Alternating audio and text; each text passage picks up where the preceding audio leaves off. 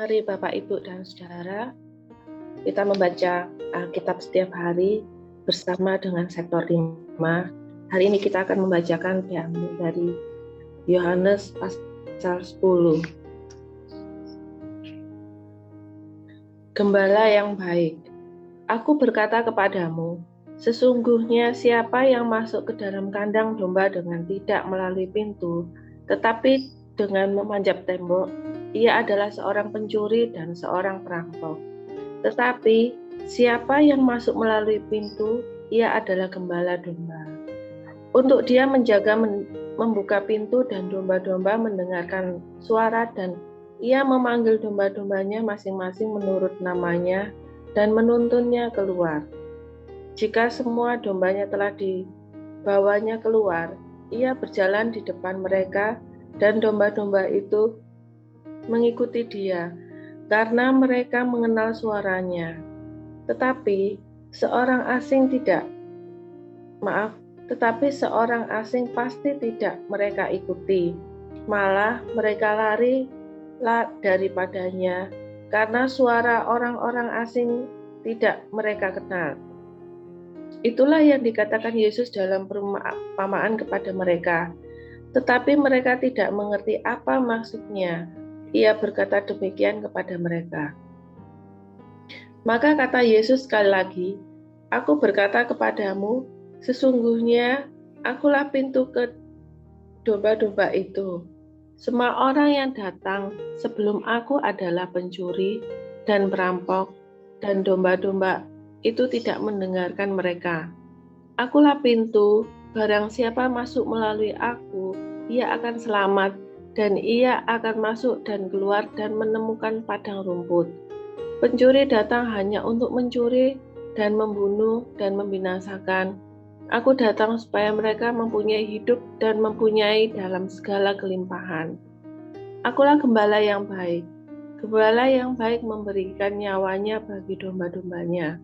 Sedangkan seorang upahan yang bukan gembala dan yang bukan pemilik domba-domba itu sendiri, ketika melihat serigala datang, meninggalkan domba-domba itu, lalu lari, sehingga serigala itu menerkam dan mencerai-beraikan domba-domba itu.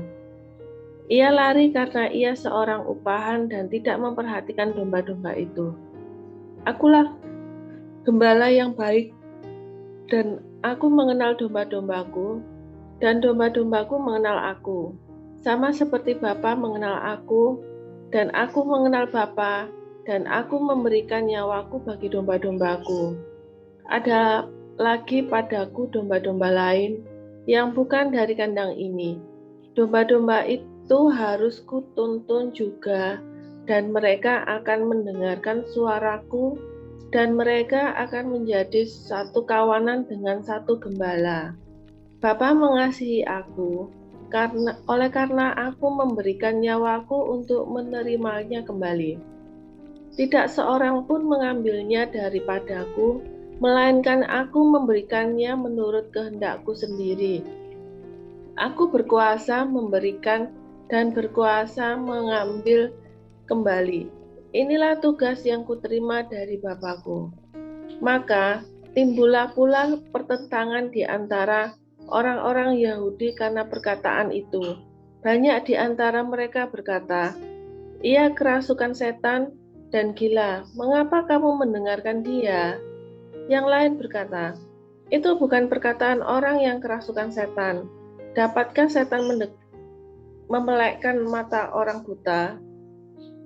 Ayat 22, Yesus ditolak oleh orang Yahudi.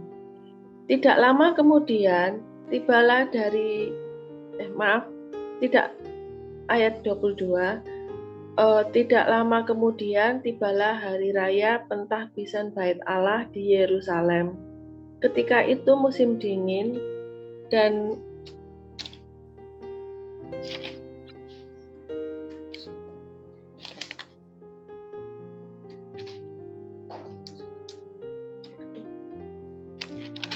Yesus berjalan-jalan di Bait Allah dan di Serambi Salomo.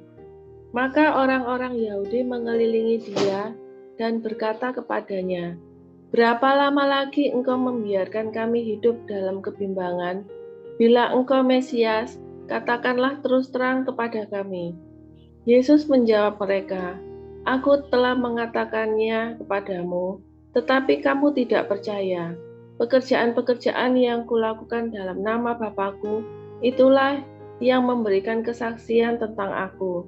Tetapi kamu tidak percaya, karena kamu tidak termasuk domba-dombaku. Domba-dombaku mendengarkan suaraku, dan Aku mengenal mereka, dan mereka mengikut Aku. Dan Aku memberikan hidup yang kekal kepada mereka, dan mereka pasti tidak akan binasa sampai selama-lamanya, dan seorang pun tidak akan merebut mereka dari tanganku. Bapa-Ku yang memberikan mereka kepadaku lebih besar daripada siapapun, dan seorang pun tidak dapat merebut mereka dari tangan Bapa. Aku dan Bapa adalah satu." Sekali lagi, orang-orang Yahudi mengambil batu untuk melempari Yesus. Kata Yesus kepada mereka, "Banyak pekerjaan baik yang berasal dari Bapa-Ku yang kuperlihatkan kepadamu. Pekerjaan manakah di antara yang menyebabkan kamu mau melempari Aku?" Jawab orang-orang Yahudi itu, "Bukan karena suatu pekerjaan baik maka kami mau melempari Engkau, melainkan karena Engkau menghujat Allah dan karena Engkau sekalipun hanya seorang manusia saja menyamakan dirimu dengan Allah."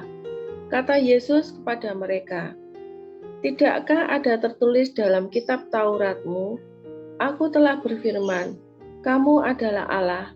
Jikalau mereka kepada siapa firman itu disampaikan disebut Allah, sedang kitab suci tidak dapat dibatalkan, masihkah kamu berkata kepada Dia yang dikuduskan oleh Bapa yang telah diutusnya ke dalam dunia, "Engkau menghujat Allah, karena Aku telah berkata, Aku anak Allah"?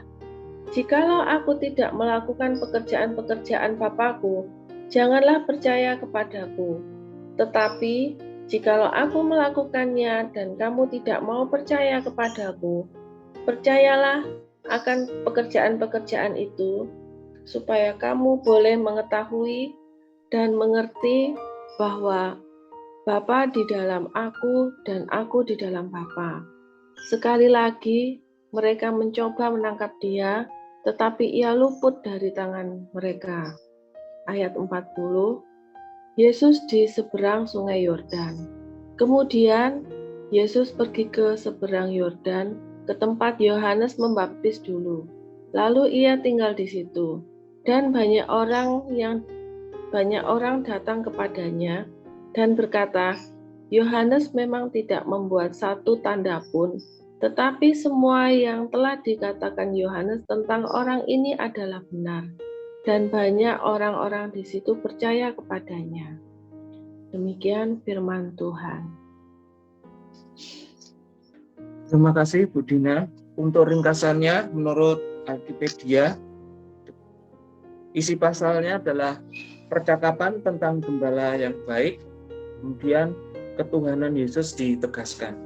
Secara garis besar untuk ayatnya, ayat yang pertama, Kristus adalah pintu dan gembala yang baik. Kemudian ayat 19, beragam pendapat tentang Dia. Kemudian ayat 23, Kristus menunjukkan melalui perbuatan-perbuatannya bahwa Dia adalah Kristus anak Allah. Kemudian ayat yang ke-31, Kristus meloloskan diri dari orang Yahudi. Dan ayat yang ke-39, Kristus pergi ke seberang Yordan. Di sana banyak orang yang percaya kepadanya. Judul perikop untuk Yohanes 10 ini, ayat 1 sampai dengan 21 yaitu gembala yang baik.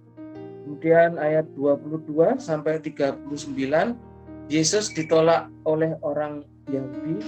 Kemudian ayat 40 sampai 42, Yesus di seberang sungai Yordan.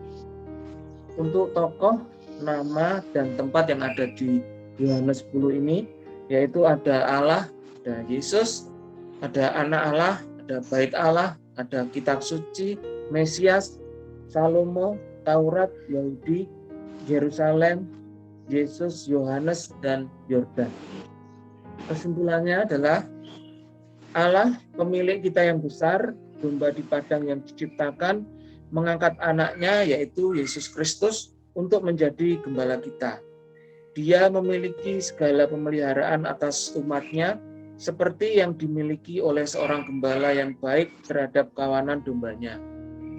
Di dalam pemeliharaannya, orang percaya sejati aman selamanya karena tangan yang terluka dan tangan pencipta kita yang Maha Kuasa menggenggam erat dirinya.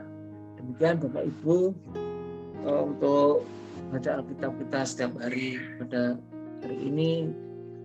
Tuhan Yesus memberkati kita semua. Amin.